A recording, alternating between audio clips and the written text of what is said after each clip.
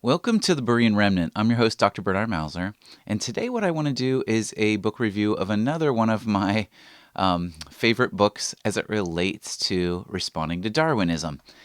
And I was selling some of my books at a conference one year, and I was seated next to Dr. John Sanford, who's a geneticist who taught in the Ivy League for over 30 years. He's got his PhD from the University of Wisconsin in genetics, and he's patented some advanced scientific instruments that are still used for providing immunity and plant resistance and things like that. He's got over 100 peer-reviewed journals, and he wrote this book, Genetic Entropy, which that's what I'm reviewing real quickly. What I recommend about genetic entropy, this would be for biology teachers, for professors who want to know what is the evidence against Darwinism from a geneticist's viewpoint.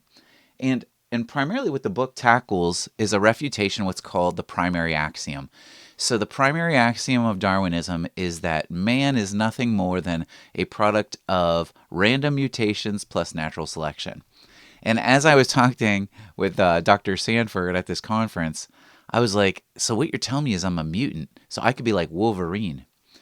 And the thrust of the book is he demonstrates not only all the genetic information that's required for building cells, for building your whole body, for building the bodies of all living organisms, but in addition, there's levels of information, and that what you find is in each succeeding generation, you're actually losing information. So, for example, if we were just to look at an automobile that was made here today, and if you had the instruction booklet for how do I build this automobile and all the ways to build the computers within it and the microchips and all the things that are required in today's automobile, you would have a library of information. And what Dr. Sanford shows is that geneticists have discovered that with each succeeding generation, there's more and more information lost. So that you don't get anything in terms of genetic mutations being beneficial like you might have in a comic book series.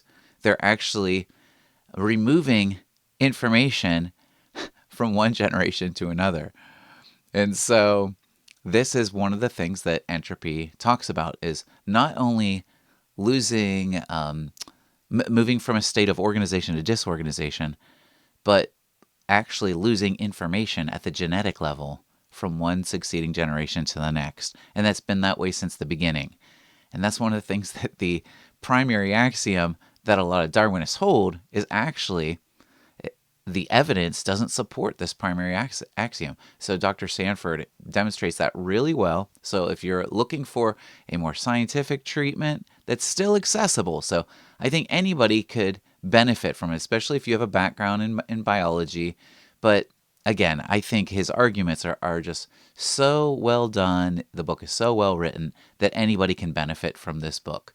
So if you get a chance, pick up Genetic Entropy. It's not a real popular book, but it's a powerful book as far as the argument against Darwinism. I hope you all have a great day.